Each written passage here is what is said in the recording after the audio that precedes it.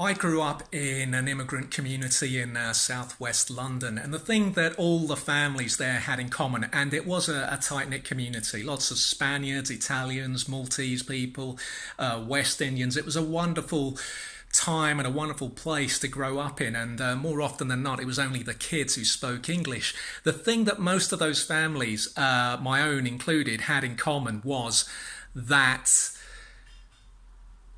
we were all living in bedsits originally, and sometimes the families would all sleep in the same room. Sometimes, you'd get kids who were lucky enough to be sharing with a little brother or little sister, and eventually they'd all move to a bigger house. All the kids would have their own rooms.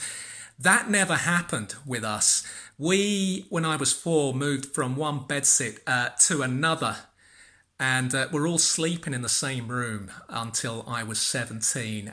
Very unusual. My dad was like one of those, promising young footballers of whom much is expected but doesn't really train on, doesn't fulfill his promise. And, he would say, well, maybe this is why English kids are so distant from their families. They've all got their own rooms, they keep to themselves. Everyone's living separate lives. And in a sense, I could see his angle.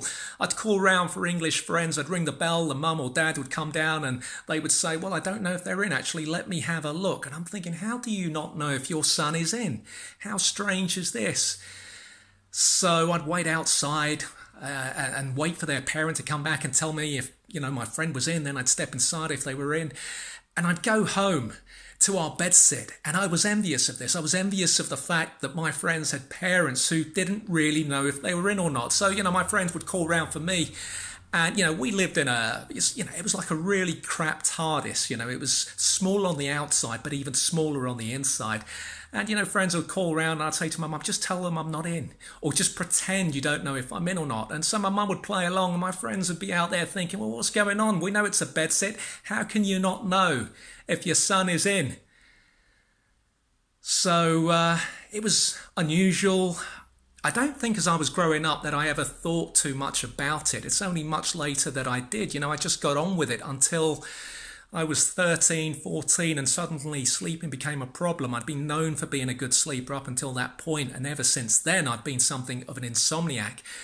I suppose the most difficult part of this bedsit era was when my parents separated, when the marriage finally broke down. And there was something of a reshuffle, which involved me swapping beds with my mum. She moved to take my lower bunk. I moved across to the marital bed with my dad, which coincided with my taking my GCSEs. 2 very strange years, and, my dad would wonder why I failed my GCSEs, and he'd ask, why have you not got a girlfriend? Where's your girlfriend? And I'd be,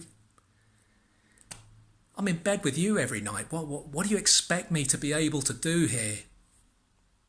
Then in the glorious summer of '89, which I suppose was our age of enlightenment, that year we finally got a big TV. That was a very exciting day.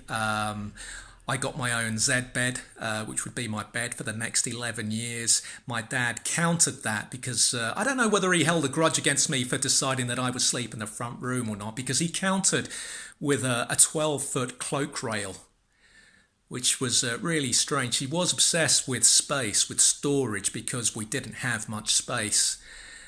And what else? The VHS recorder. I'd always wanted a VHS recorder. My dad wouldn't take us to the cinema, and I'd spent the 80s really wanting a VHS recorder. But the thing I wanted most of all wouldn't come for another year, the telephone. But that's another story. I'll save that for another Writer's Life post.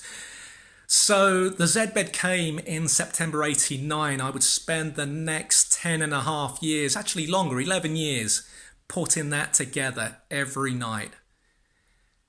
And, not quite as strange as sharing the marital bed with a parent, but still strange, because some nights I'd be going to bed, going into my fold-up bed, and, a member of the family would still be in there watching TV. My dad, I had to record Italian 90 for him. He was working, he'd be back home late. So he'd be watching the games a couple of hours after they'd finished, and I'd be trying to get to sleep. Strange times. The irony for me is it's not been lost on me that at the top of our road, the road I grew up on, some years after I finally moved away after 24 years in that bedsit, a massive bed showroom opened. And, I walk past there and I see some of the beds that I, even now, probably will never have, some incredible beds. And I think if only these people knew, if only this company knew that just down the road, 30 seconds from here, every night for 11 years, some kid was putting together a bed every night just to sleep away from the rest of the family, which I think I was entitled to do. But